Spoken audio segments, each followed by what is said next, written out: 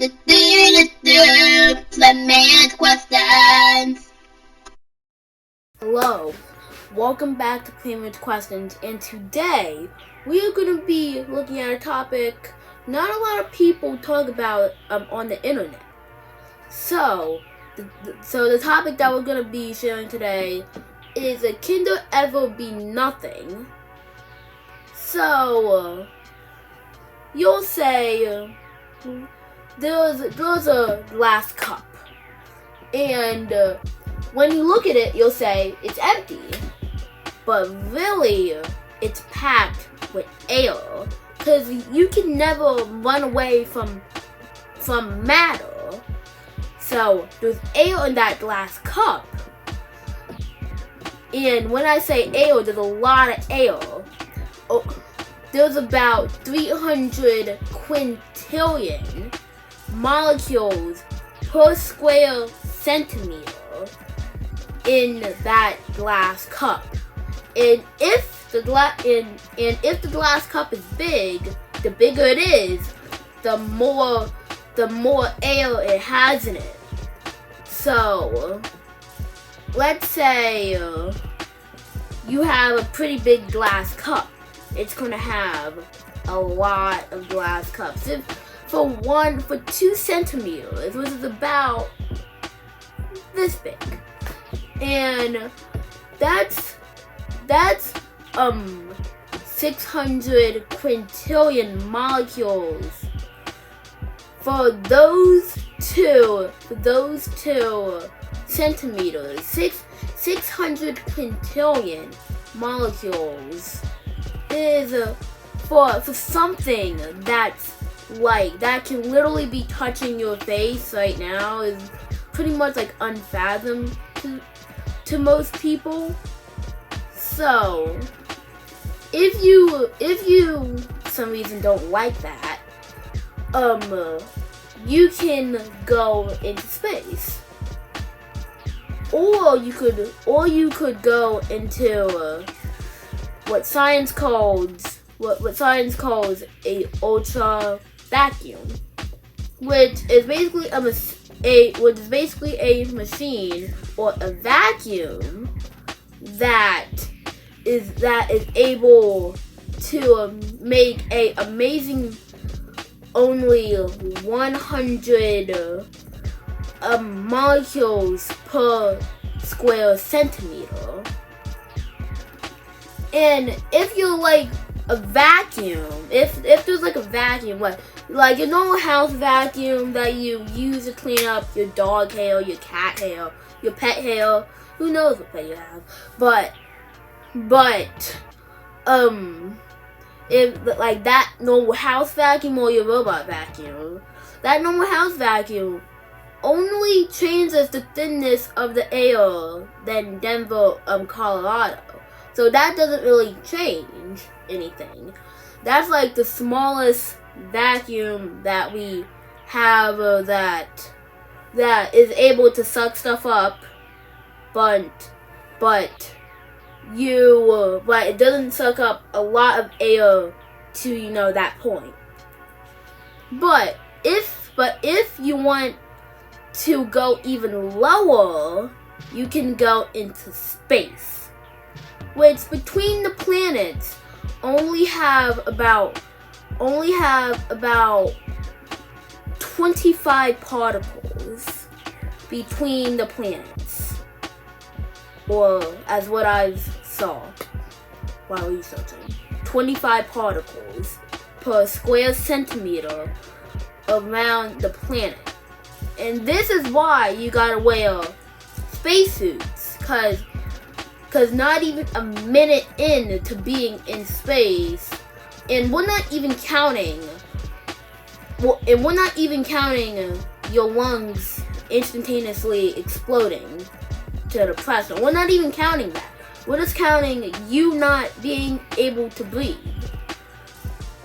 So you suffer from hypoxia, and you could look alert, but be in a state where if somebody says something into your ear, you won't react.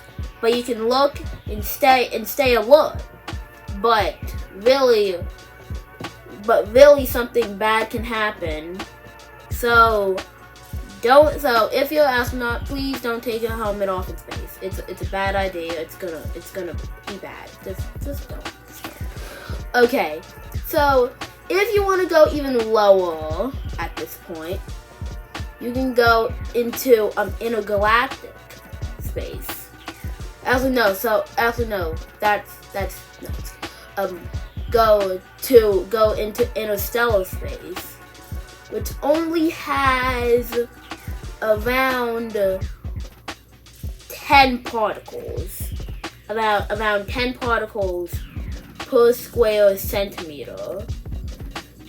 And if you want to go even lower, you can go into intergalactic space, which is basically it's basically the space from the Milky Way galaxy, the galaxy that we're in, that our solar system is orbiting around, and in the Andromeda galaxy, the one that is going to crash into our galaxy about 5 billion years from now. Yeah, that would be a crazy experience for the people 5 billion years from now. The galaxy crashing into each other.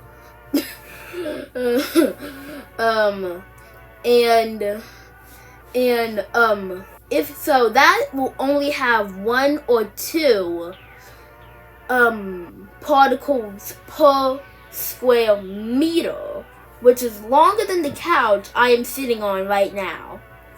So, in a meter is about 3 yards. No, not 3 yards. About 3 feet. 3 feet. Like 3.5 feet. So anyway, that's a big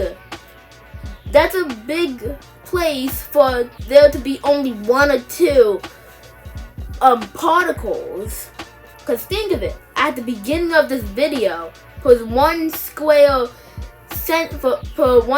centimeter, there was 300 quintillion particles, and now we're inside an intergalactic space, which isn't inside a galaxy. If you haven't noticed already, isn't inside a galaxy. But this is the limit. As far as we know, it's science. A vacuum cannot be empty. Vacuum cannot be empty. That's just like quantum physics. Quantum physics just can't work like that. But there are particles called virtual particles which spark into existence, and then a few seconds after that just fade out. And science doesn't fully know what they are. They just spark into existence and then just spark right out. It's like science doesn't fully know what they are. But the answer to this video is no.